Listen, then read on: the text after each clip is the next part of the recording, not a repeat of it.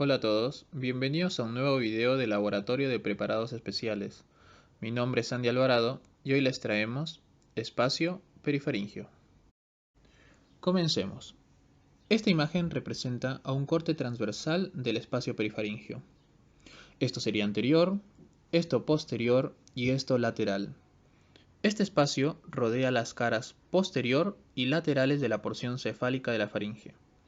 Gracias a los tabiques sagitales que se extienden desde los bordes laterales de la faringe hasta la lámina prevertebral de la fascia cervical, podemos dividir al espacio perifaringio en tres espacios secundarios: uno medio o espacio retrofaringio y dos laterales o espacios laterofaringios.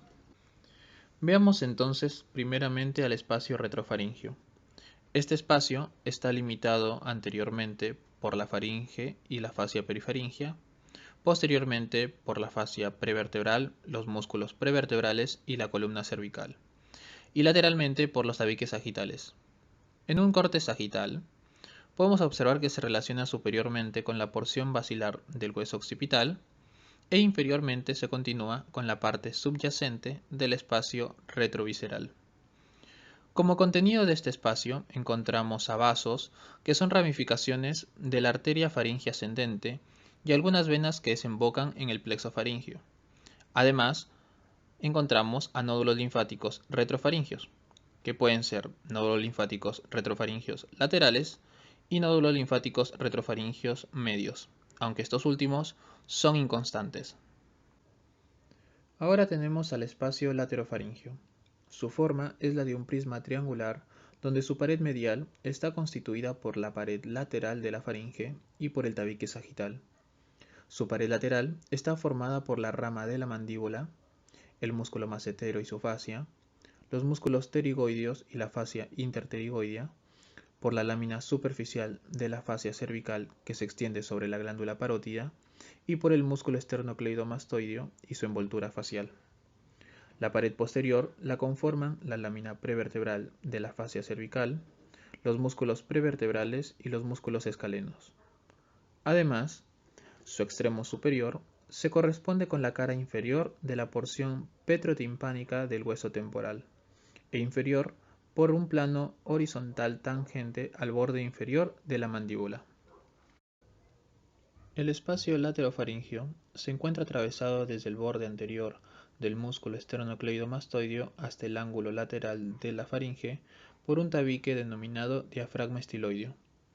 Este diafragma está constituido por el vientre posterior del músculo digástrico y los tres músculos estiloideos, es decir, por el músculo estiloioideo, el músculo estilogloso y el músculo estilofaringio. Además, por la fascia que envaina estos músculos y los ligamentos estiloideos.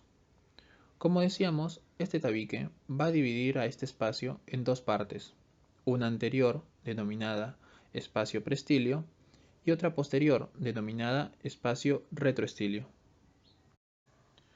Hablemos entonces del espacio retroestilio. Este espacio tiene forma prismática cuadrangular y contiene un voluminoso haz vasculonervioso formado por la arteria carótida interna, la vena yugular interna y los cuatro últimos nervios craneales, que son el nervio glosofaringio, el nervio vago, el nervio accesorio y el nervio hipogloso. Además, por el ganglio cervical superior del tronco simpático y algunos nódulos linfáticos que se escalonan a lo largo de los vasos. Finalmente, el espacio preestilio comprende dos regiones, la región parotidia y la región paratonsilar. La región parotidia se caracteriza por la presencia de la glándula parótida, que está atravesada por la arteria carótida externa y parte inicial de sus ramas terminales, por la vena yugular externa y por sus ramas de origen, por la vena retromandibular y la vena satélite de la carótida externa, por los vasos y nódulos linfáticos parotidios, el nervio facial y el nervio auriculotemporal, y por algunas ramificaciones del nervio auricular mayor. La región paratonsilar contiene solamente una cierta cantidad de tejido celuloadiposo atravesado por el músculo estilogloso, vasos y nervios, que son la arteria palatina ascendente y su vena satélite, la arteria faringe ascendente y su vena satélite, los ramos tonsilares del nervio glosofaringio, el nervio del músculo tensor del velo del paladar, el nervio del músculo tensor del tímpano, el nervio del músculo pterigoideo medial y el ramo lingual del nervio facial. Acá tenemos un preparado cadavérico. Es una vista inferior de un corte transversal de cabeza y cuello. Esto es anterior, posterior, derecha e izquierda. Podemos observar que el espacio retrofaríngeo es casi despreciable. No lo tenemos que confundir con la orofaringe que se encuentra anteriormente. La vena yugular interna está anterior a las apófisis transversas de las vértebras cervicales y la arteria carótida interna se sitúa anterior y medial a la vena. Acá observamos al músculo macetero, que se encuentra lateral a la rama de la mandíbula, a la arteria carótida externa, que excava la cara medial de la glándula parótida. También notamos al músculo pterigoideo medial que se sitúa medial a la rama de la mandíbula. Este es otro preparado. Es una vista posterior de un corte coronal de cabeza y cuello, donde observamos a la faringe y a los nervios y vasos que la rodean. Esto es superior, esto inferior, derecha e izquierda.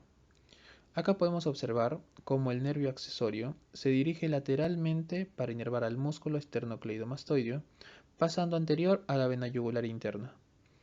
Además, notamos cómo el nervio hipogloso se sitúa posterior y medial a la arteria carótida interna, que asciende al conducto carotídeo.